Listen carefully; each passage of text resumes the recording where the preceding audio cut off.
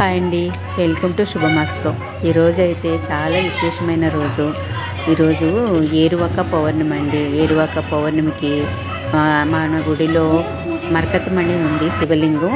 ఇగో చూసారా, మరకతమణికి మనం ప్రతి పౌర్ణమికి అభిషేకం చేస్తూ ఉంటాము. ఈరోజు చాలా విశేషమైన రోజు కదా, ఈరోజు కూడా అభిషేకం చేయాలని మన గుడికి అయితే వచ్చాను. అదిగో కావాల్సినవన్నీ కూడా తీసుకొచ్చాను అభిషేకానికి. ఇప్పుడు అభిషేకం చేసేసుకుందాము. మీరందరూ చూస్తారని ఈ వీడియో చేశాను, చూడండి. చూసారా, చాలా విశేషమండి. మరకతమణి అన్ని చోట్ల ఉండదు. పైన శ్రీచక్రం అమ్మవారు, కిందేమో శివలింగం అయ్యవారు. ఇదిగో అభిషేకం చేసేస్తున్నాము.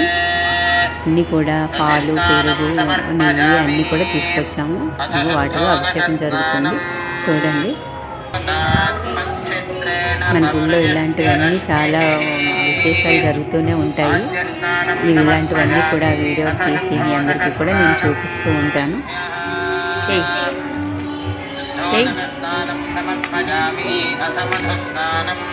ఇట్లా అభిషేకం అది చేస్తూ ఉంటే చాలా మంచిదండి. ఇట్లా కార్తీక మాసంలో అయితే కూడా చాలా మంచిది. ఇలా విశేషమైన ప్రతి నెల చేయకపోయినా విశేషమైన రోజుల్లో మంచి మంచివి పౌర్ణమిలో వచ్చినప్పుడు కల్లా కూడా చేస్తూ ఉంటాము. ఎవరైనా చేసుకోవచ్చు, ఎవరైనా వచ్చి చేస్తామంటే కూడా మన గుళ్ళో చేసుకోవచ్చు. దానికి తగిన సామాన్లు తెచ్చుకొని, పూజారి గారిని తెచ్చుకొని మనం చేసుకోవచ్చు. ఇది మన చేతిలో ఉన్న మన అవకాశాన్ని మనం వదులుకోకూడదు.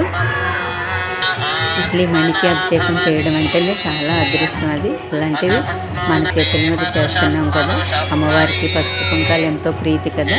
చూసారా, పసుపు కుంకుమ గంధంతో కూడా అభిషేకాలు జరుగుతున్నాయి.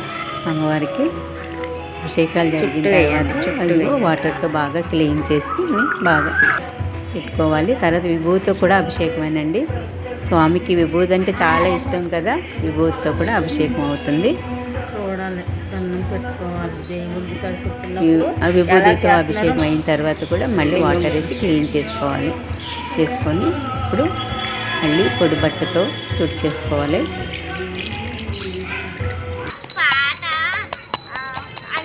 బాగా క్లీన్ అయిపోయింది కదా.